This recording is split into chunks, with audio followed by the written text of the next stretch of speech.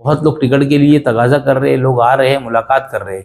हम लोग भी मैं समझता हूँ कि 20 तारीख के बाद एक जनरल मीटिंग रखेंगे ख्वाहिशमंदों की, और उसमें सबके नाम वगैरह लिख कर आगे सब उसका ब्यौरा तैयार करके और पार्टी चीफ को सब तमाम चीज़ से आगाह करेंगे। ये इस तरीके की हाई कोर्ट के अंदर ये जो गए उसको उन्होंने ये बोलकर ये किया गया है कि नोटिस जो दी गई है वो इलीगल दी गई है, यानी बस्ती इलीगल है, उसको चैलेंज नहीं किया गया। हम लोगों की पार्टी जो है नेशनलिस्ट पार्टी है। हम लोगों के जो अध्यक्ष है हर्षवर्धन सपकाळ जी से मेरी 1-2 रोज में उनसे मुलाकात है, और मुलाकात होने के बाद उनसे चर्चा करेंगे कि इलेक्शन किस तरीके से लड़ना है, किससे पैक्ट करना है, नहीं करना है। उनका आदेश जो रहेगा उस आदेश का मैं पालन करूंगा।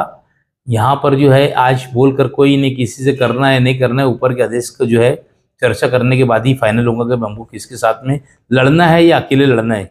ये आने वाले वक्त तो बताएंगे, आज तो मैं बोल नहीं सकता। कांग्रेस पूरी ताकत से उतरने वाली है, और ठीक है हालात थे असेंबली के अंदर, कोई बात नहीं। ये बार कांग्रेस पार्टी पूरी मजबूती से, बहुत लोग टिकट के लिए तगाजा कर रहे हैं, लोग आ रहे हैं, मुलाकात कर रहे हैं। हम लोग भी मैं समझता हूँ कि 20 तारीख के बाद एक जनरल मीटिंग रखेंगे ख्वाहिशमंदों की, और उसमें सबके नाम वगैरह लिख कर आगे सब उसका ब्यौरा तैयार करके और पार्टी चीफ को सब तमाम चीज़ से आगाह करेंगे कि इस तरीके की तैयारी हमारी यहाँ पर है, और टिकट मांगने वाले इस इलाके से आ रहे हैं लोग, ये सारी चीज़ें हमको बताना पड़ेगा। किला झोपड़पट्टी 178-3, अब उसके बाद और कई बस्तियों का नंबर आने वाला है, इस तरीके की जो है चर्चा सुनाई दे रही है, क्या लगता है? देखो किले का मामला जो है अभी मैं 2-4 रोज से यूट्यूब के ऊपर देख रहा हूँ कि उसके ऊपर स्टे मिला है। चलो अल्लाह का शुक्र है, जितने भी दिन वो रुक जाए, वो रुकने का कोई कंटिन्यू तो नहीं रुक सकता।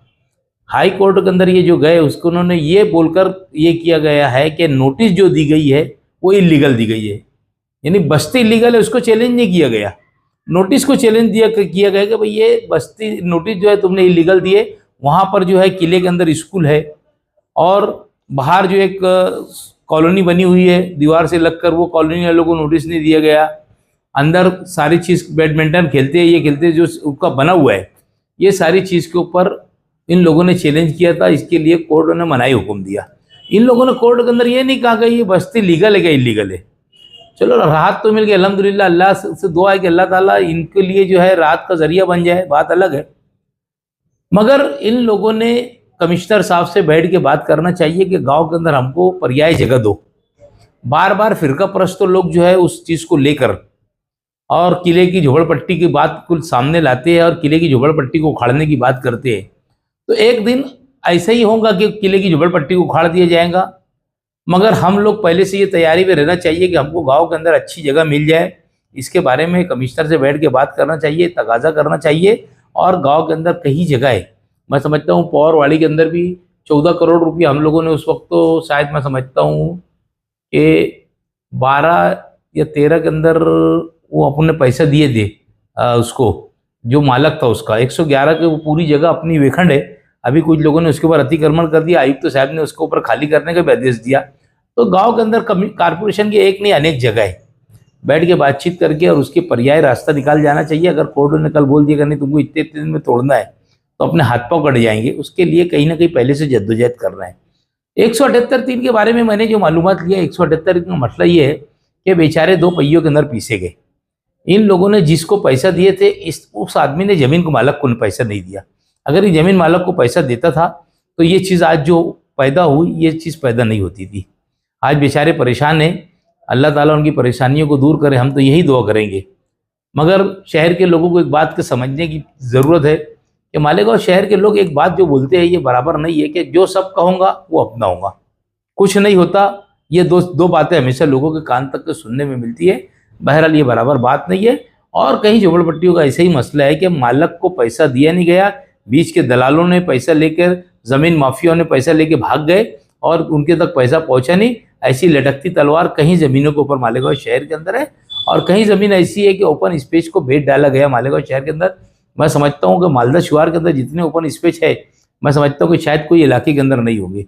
बड़े बड़े ओपन स्पेस के ऊपर है। इलीगल प्लास्टिक फैक्ट्री चलती थी वहाँ पर, अभी तो खैर प्लास्टिक सब कारखाने बंद हो गए। तो ऐसे जो बंद हो गई है, कारपोरेशन ने उनको ताबे में लेना चाहिए। और पीछे मैं गया तो मुझे मुख्यमंत्री साहब से मुलाकात नहीं होने तो उसका इंडेक्स मार के डायरेक्ट कलेक्टर साहब की तरफ वो प्रकरण भेजने की तैयारी थी कि भाई जहाँ लोग रहते हैं वहाँ पर ओपन स्पेस खाली रहना चाहिए, वहाँ गार्डन बनना चाहिए, क्योंकि बच्चे घर के मोहल्ले के माँ बहनें जाएंगे कहाँ। ये सारी सूझबूझ को लेकर शहर के अंदर विकास को शहर को डेवलप करना है, विकास करना है शहर का, तो उसके अंदर गार्डन को भी डेवलप करना चाहिए। जो इलीगल रोटी रोजी कर रहे हैं 10-10, 15-15 साल से, जिन लोगों ने ओपन स्पेस को छेक के रखा है, ऐसे ओपन स्पेस आयुक्त ने खाली करना चाहिए। मैं यही कहूँगा आयुक्त साहब से। तो शहर के मुख्तलिफ इलाकों में जो है आपके कुछ काम के बैनर लगे हुए नजर आ रहे हैं, क्या है, कौन कौन से काम है, उसकी तफसीलात बताएं। अल्हम्दुलिल्लाह, अल्लाह का शुक्र है कि मैंने जो नगर अपने अल्पसंख्यक निधि से जो काम लाया था, प्रोसेस के अंदर थे, आचार संहिता की वजह से काम शुरू नहीं हो पाए थे, मगर अल्लाह का शुक्र है कि अभी काम की शुरुआत हो चुकी। और आप देखे होंगे कि गुज़िश्ता 1 महीना पहले खुशामदपुरे के अंदर काम हुए थे।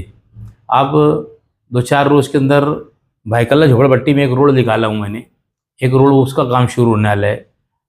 और एक नया आज़ाद नगर पुलिस स्टेशन के पीछे का एरिया में कल 2 दिन में वो भी काम शुरू होने वाला है।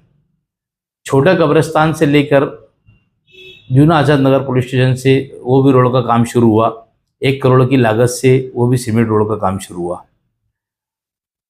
अमन चौक के एरिया में, अमन चौक से लेकर अयूब मास्टर का घर और बगीचे के आजू बाजू तमाम रोड 1 करोड़ रुपए की लागत से वो भी काम की शुरुआत हो चुकी।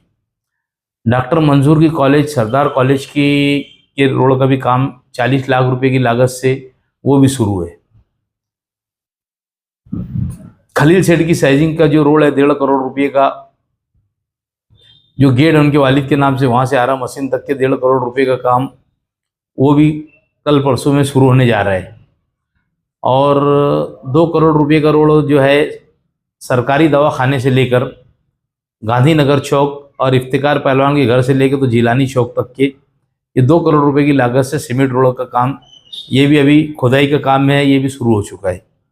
एक रोड जो है तुम्हारे जिलानी चौक से लेकर कारवा चौक और कारवा चौक से लेकर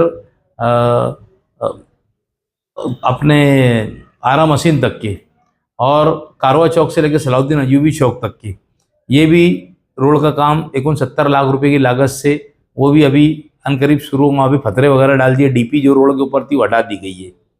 ऐसे मालेगांव शहर के अंदर मैं समझता हूँ कि वार्ड छोड़कर भी मैंने काम दिया था। जो तुम्हारे बाग कासिम के अंदर बनी अकील मस्जिद के सामने का जो इलाका है, वहाँ पर भी 2 रोड का काम दिया हूँ। सलाटर हाउस के ऊपर 2 रोड का काम दिया हूँ। 120 अबूजर गफ्फारी मस्जिद के पास, वहाँ पर भी 2 रोड का काम दिया हूँ। और मौलाना अयूब कासमी साहब टेंशन चौक में अलमामून बिल्डिंग से लेकर तो मैं समझता हूँ कि मांगू साइजिंग तक के वो भी रोड के काम की शुरुआत हो चुकी। ऐसे 12 से 15 करोड़ रुपए के काम की शुरुआत आज शहर के अंदर अच्छे तरीके से शुरू हुआ और क्वालिटीदार इंशाल्लाह काम मिलेगा। ठेकेदार से कोई कंप्रोमाइज़ नहीं होगी। मैं समझता हूँ कि जो शहर के अंदर कहीं जगह के ऊपर शिकायत है रोड की, वो इंशाल्लाह ताला हमारे वार्ड के अंदर नहीं होगी। ऐसा हमने ध्यान रखकर और खुद जाकर दौरा कर रहे, कहीं पर ऐसा लगा कि थोड़ा बहुत ख़राब है तो वहाँ ठेकेदार को हमने बोला है कि ये नहीं चलेगा, इसको पीस काट के और इसको वापस पूरा क्लियर करके दो। इंशाल्लाह ताला हम अच्छी क्वालिटी का काम शहर के अंदर देंगे। और मैं समझता हूँ कि गुरुवार वार्ड के अंदर आज की तारीख के अंदर सबसे ज़्यादा अगर काम करने वाला कोई बंदा है तो एजाज बेग है। आप ज़मीन के ऊपर काम देखेंगे, जिस एरिया में जाएंगे आपको इस इलाके के अंदर काम नजर आएगा।